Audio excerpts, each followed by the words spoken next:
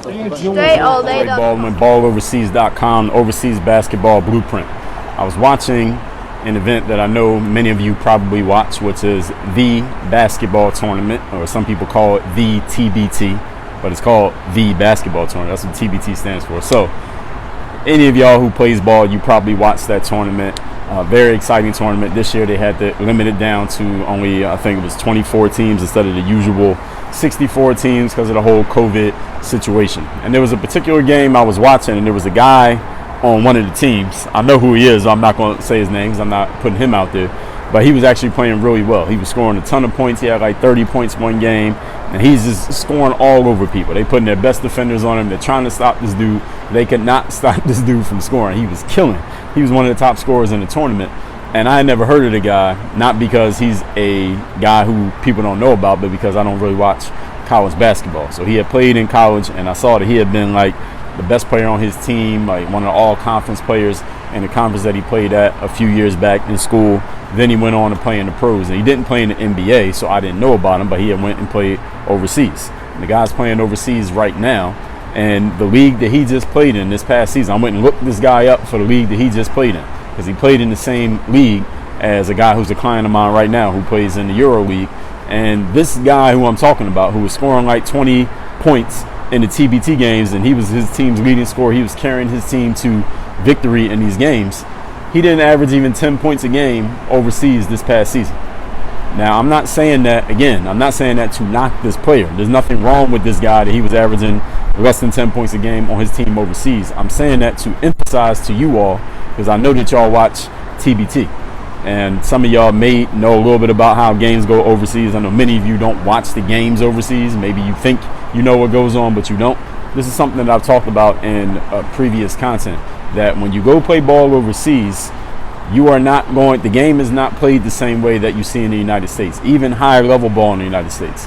It is not like, even like the games that you see in the NBA. It is not like any summer leagues or pro-am leagues or any recreational leagues you could play in. Please don't even get me started on none of that.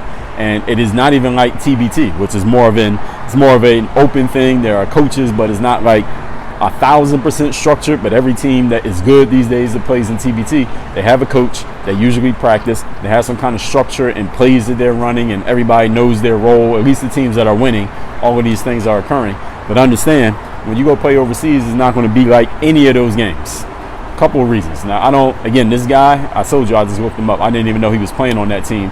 When I looked him up, I saw him on his roster that he played at this past season in Europe. And one of the reasons why he probably scored fewer than 10 points a game, even though he probably could score 20 playing in Europe if the system was set up for that, he probably wasn't playing the whole game like he was in TBT. TBT was playing basically every minute.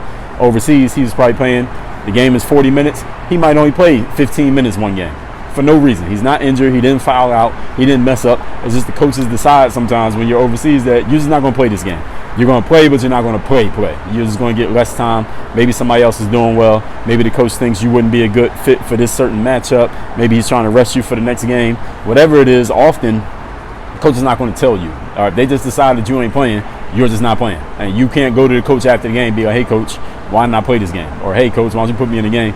You don't do that over there. It's not the culture over there. You just sit on the bench, cheer for your teammates, and just be happy that you're on the team. Be happy that the team won if they won without you. Maybe this guy probably wasn't playing as many minutes. That's one thing that I'm suspecting. Another thing, the offense wasn't built around just giving him the ball, let him do what he wants to do. And even if he does get the ball on the offense, he can't just decide, hey, I'm going to go one-on-one, or I'm going to go for my offense right here because we need some points. It's not like that overseas. Sometimes the coach just wants you to run through the play. He wants you to make the extra pass. Even if you think you could take your guy one-on-one, get the ball to this guy, he maybe could take his guy. Or maybe he hasn't gotten the ball in a couple times. Or maybe coach just wants you to run through the play or whatever the offense is before anybody takes a shot.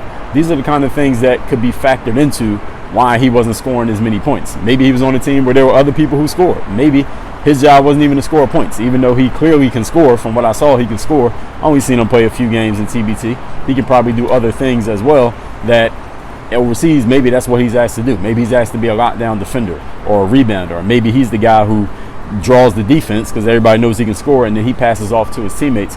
Maybe that's why he didn't score as many points.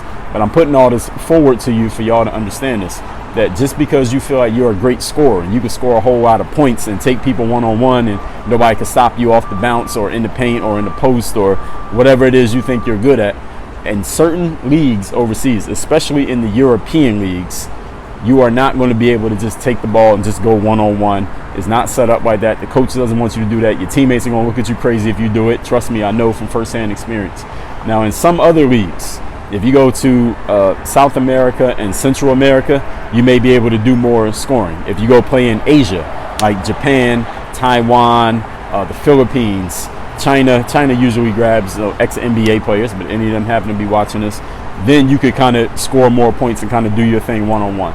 In Australia, a little bit more than what you're going to get in Europe. In Europe, it is very structured, very team-oriented, and a guy could score 20, 25 points a game in college at a D1 or playing in a big-time tournament like TBT with millions of dollars on the line, but then go overseas and not even play half the game, not even getting the ball that much, not getting more shots than somebody else on the club who doesn't have nearly as much talent. And this is just the way that the game goes. So I'm saying all that for y'all to understand that when you go over there, especially if you're going to be playing in Europe, you got to have your mind in the right place. That, all right, I'm going to play, it's going to be team basketball. You might get your chance to do your one-on-one thing, but you might not, and you got to be okay with that. Because if your attitude is not right, and when you're not getting the ball as much as you thought you should be getting the ball, the coaches are going to notice that, and you could end up losing your job just because of your attitude, even if you're a good player.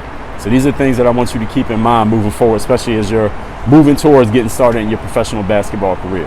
Any of you who does not yet have your free copy of this book called The Overseas Basketball Blueprint, 237 pages, everything you need to know to get started to start your professional basketball career abroad. Get this book by going to balloverseas.com. The book is already paid for. All you do is cover the shipping. Again, that's balloverseas.com.